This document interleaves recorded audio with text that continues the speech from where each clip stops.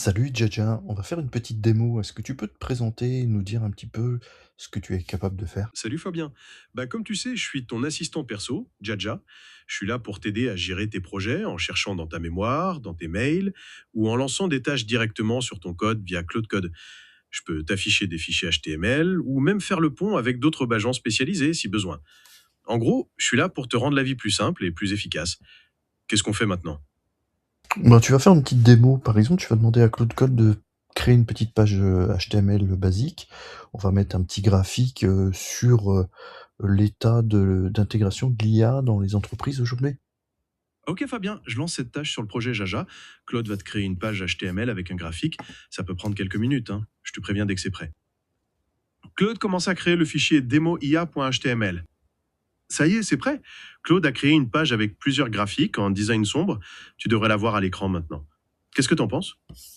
Ok, je vois bien la page. Par contre, les graphiques sont pas visibles. Il va y avoir un petit souci, je pense. Demande-lui de vérifier. Ah, bizarre. J'ai relancé Claude pour qu'il vérifie le code et le chargement de Chart.js. Ça devrait pas être long. Je te refais un signe dès qu'il a corrigé. Claude est en train de lire le fichier pour voir ce qui cloche. Tu peux fermer en attendant et puis on relancera la preview tout à l'heure. Ok, c'est fermé. On attend le retour de Claude. Claude continue son analyse. Il liste des fichiers.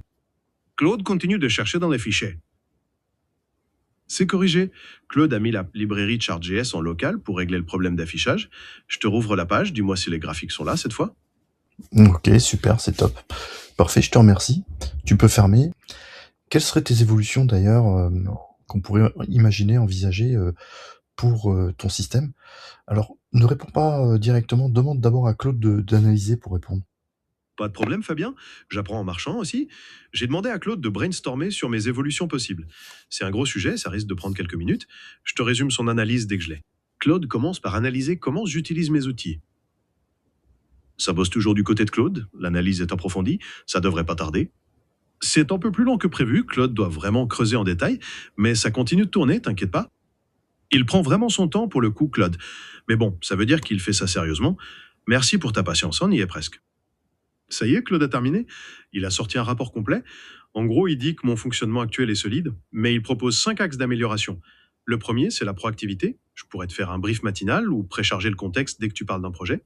Ensuite, il parle d'auto-amélioration pour retenir tes corrections et apprendre de nos interactions. Le troisième point, c'est l'intégration poussée dans ton workflow, comme faire des commits ou lancer des tests automatiquement. Quatrièmement, une meilleure gestion des fichiers, par exemple en affichant directement des erreurs. Et enfin, des commandes vocales plus riches pour interagir plus facilement. Qu'est-ce qu'on retient de tout ça?